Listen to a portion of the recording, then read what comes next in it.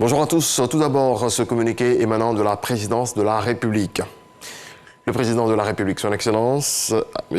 Alassane Ouattara, ayant été en contact avec une personne qui vient d'être déclarée positive à la Covid-19, a décidé, suivant les recommandations sanitaires en la matière et conformément aux dispositions gouvernementales, de se mettre en confinement. Le président de la République exhorte les Ivoiriens et les populations vivant en Côte d'Ivoire à se faire vacciner, tout en continuant à respecter les mesures barrières visant à lutter contre cette pandémie. Fait à Abidjan le mardi 3 août 2021. Le coronavirus, je vous le rappelle, poursuit sa progression en Côte d'Ivoire et je vous donne les chiffres de ce mardi. Le ministère de la Santé, de l'Hygiène publique et de la couverture maladie universelle a enregistré ce mardi 3 août 2021 158 nouveaux cas de Covid-19 sur 3556 échantillons prélevés, soit 4,4% de cas positifs. 92 guéris et 0 décès. À la date du 3 août 2021, la Côte d'Ivoire compte donc 50 499 cas confirmés, dont 49 553 personnes guéries, 332 décès et 614 cas actifs. Le nombre total d'échantillons est de 794 606. L'éducation occupe une place importante dans le gouvernement Alassane Ouattara. L'État lui consacre plus de 20% de son budget. La ministre de tutelle, Mariatou Koné, a réaffirmé l'engagement du gouvernement à positionner l'éducation toujours au rang des priorités. C'était au sommet mondial sur l'éducation à Londres. Sephora Zegui. Comment remobiliser des fonds et donner une meilleure chance aux enfants du monde entier privés d'éducation? Pour répondre à la question, des chefs d'État, de gouvernement et des ministres ont effectué le déplacement jusqu'à Londres, la capitale britannique. Ils ont pris part au sommet mondial sur l'éducation, présidé par le Premier ministre anglais Boris Johnson. Il s'agissait pour les participants à ce sommet d'engager ou de réengager leur pays à concéder une part importante de leur budget à l'éducation. Un engagement réaffirmé par la Côte d'Ivoire à travers Mariatou Koné, la ministre de l'Éducation nationale et de l'alphabétisation. Au nom de mon gouvernement, la Côte d'Ivoire, sous le leadership du président de la République, son Excellence Alassane Ouattara, s'engage à soutenir le secteur de l'éducation nationale et dépasse déjà le seuil de 20% fixé par la communauté internationale. Actuellement, 22,4% du budget national sont alloués à l'éducation. Et nous nous engageons à maintenir ce niveau jusqu'en 2025. Ce sommet mondial du groupe des partenaires pour l'éducation, co-présidé par le président kényan Uhuru Kenyatta, a été aussi l'occasion pour le professeur Mariatou Koné d'exposer sur les enjeux des états généraux de l'école ivoirienne. Elle précise par ailleurs les efforts consentis par la Côte d'Ivoire durant la crise sanitaire en faveur de l'éducation. Pour rappel, ce sommet a permis de recueillir plus de 2000 milliards de francs CFA en faveur de l'éducation. La fin du rationnement et de la fourniture de l'électricité, tant pour les ménages que pour les unités industrielles, est définitive. C'est ce qu'a annoncé officiellement le ministre des Mines, du Pétrole et de l'Énergie, Thomas Camara, au cours d'un point presse hier à Abidjan. Le point de Jean-Louis Pambo. Le rationnement est terminé et il n'y en aura plus.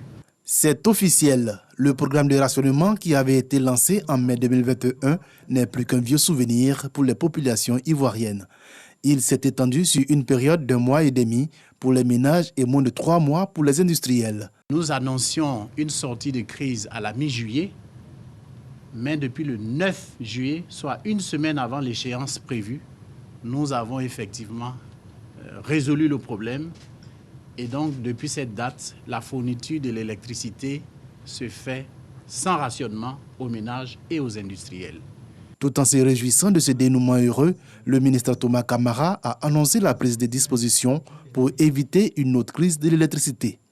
Des dispositions ont été prises de sorte qu'une centrale d'appoint, une centrale de réserve soit commandée et soit alimentée par du gaz GNL, le gaz naturel liquéfié, pour qu'il y ait une panne d'un gros équipement de production ou pas, qu'il y ait une panne d'une plateforme de production de gaz naturel qui alimente nos outils de production thermique ou pas, nous soyons toujours en mesure de fournir l'électricité dont la population a besoin. Le ministre de l'Énergie avait à ses côtés son collègue de la communication et les responsables de structures sous tutelle. Ils ont tous présenté leurs excuses à la population ivoirienne pour les désagréments vécus durant cette période. C'est une main tendue aux petites et moyennes entreprises, PME. La banque Ecobank met à leur disposition la somme de 5 milliards de francs CFA, fruit d'une convention signée avec le ministre de la promotion des PME, Félix Anobli. Dangui. La question du financement ou de l'accès au crédit est un casse-tête pour les petites et moyennes entreprises PME ivoiriennes, mais aussi pour les autorités, toujours en quête de solutions à cette problématique. C'est dans cette optique que le ministère de la promotion des PME et Ecobank ont signé une convention portant sur le financement des PME à hauteur de 5 milliards de francs CFA à un taux de 7% sur 24 mois. L'idée, c'est aussi d'accompagner de vrais entrepreneurs à devenir demain de grandes entreprises. C'est ça l'esprit de la Convention. S'il y a une philosophie à mettre derrière, c'est cette philosophie-là qui est d'offrir des aides aujourd'hui, d'accompagner aujourd'hui, pour que demain, on puisse avoir à de vrais champions, à des grandes entreprises de l'économie ivoirienne. Une bouffée d'oxygène pour l'écosystème des PME qui représente 98% du tissu économique formel, selon les experts. Le gouvernement veut capitaliser sur le rôle socio-économique de ces PME pour accélérer le développement de la Côte d'Ivoire. Celles qui vont être partenaires d'Ecobank, qui ouvrent ses portes, doivent pouvoir donc renforcer la majorité donc, de leur capacité financière et de leur chiffre d'affaires dans cette banque pour qu'au-delà de cette convention, la banque continue à les accompagner dans leurs activités. Selon le bilan du groupe Oxford 2018, les PME représentent 20% de la richesse nationale et 23% de la population active de la Côte d'Ivoire. Vous l'avez certainement remarqué, des travaux d'embellissement sont en cours sur certaines rues et boulevards. Plusieurs sont en chantier, d'autres sont achevés. Notre reporter Jean-Luc Bangbo s'est rendu sur ces sites. Regardons. C'est l'un des chantiers phares du gouvernement ivoirien en matière d'embellissement de la ville d'Abidjan. La promenade du front de mer en cours de réalisation à Port-Boué. Un aménagement pour balades pédestres, pistes cyclables, espaces de restauration, de loisirs et de sport, le tout sur un parcours de 8 km. Ouvrage qui se veut à l'image de la célèbre promenade des Anglais à Nice, en France, et qui fait déjà rêver. Ça donne un visage vraiment reluisant, en tout cas un pays des rêves, quelque chose que nous n'avons pas l'habitude de voir. Vraiment, ça rehausse l'image du pays. On est très très fiers, tout le monde est en train de parler de ça. Tout le monde rêve que ces temps-là arrivent, vont finir. Là, plusieurs personnes viendront pour s'amuser, pour se balader.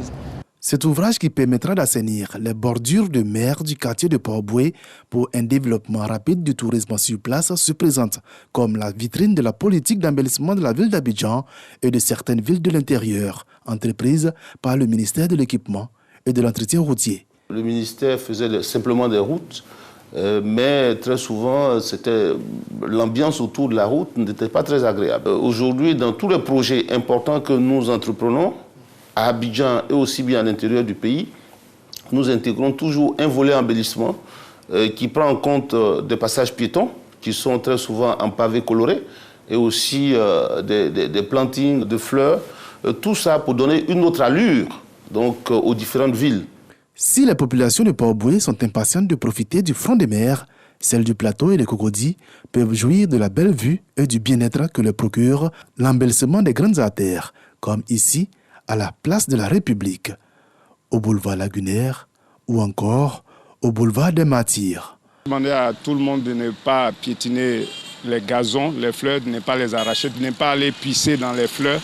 Excusez-moi du terme, mais c'est ce qu'on fait le plus souvent. Et de respecter la verdure, parce qu'il y va aussi de la santé de tout le monde. Un paysage totalement relooké. 10 milliards de francs CFA, c'est le coût total de l'ensemble des travaux d'embellissement. Des travaux qui devraient aller au-delà des frontières du plateau et de Cocody. C'est que Cocody et plateau seulement. La ville est belle, voilà. Mais moi, je pense qu'il y a d'autres communes aussi à rendre joli comme ça. Nous travaillons beaucoup sur les villes secondaires. les villes autour d'Abidjan, parce qu'on ne peut pas avoir que de la concentration à l'intérieur de la ville d'Abidjan. Vous allez à Agboville, des travaux sont en train d'être faits, à Dzopé, à Tiasalé et d'autres villes. En 2020, ce sont plus de 109 milliards de francs CFA d'investissement que le gouvernement a consacrés à la réhabilitation et à l'entretien routier, des espaces et des routes où il fait bon circuler. Le défi désormais est de maintenir en état ces ouvrages. Ce sont des investissements importants qui ont été consentis en faisant tous ces embellissements.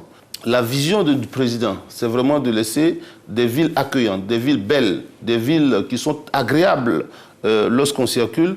Et si tout ça a été fait, il faudrait que nous-mêmes, à travers le civisme, nous pouvons donc en prendre soin. L'objectif étant d'améliorer les conditions de circulation des usagers de nos routes, l'une des principales missions du ministère de l'Équipement et de l'Entretien routier, mais également donner un attrait particulier à la Côte d'Ivoire et y accueillir beaucoup plus de touristes.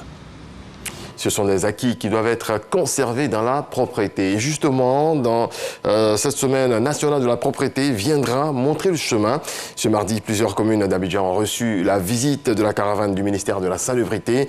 Les populations ont été sensibilisées sur l'importance de l'amélioration du cadre de vie. C'est ce que nous dit Grace Kando.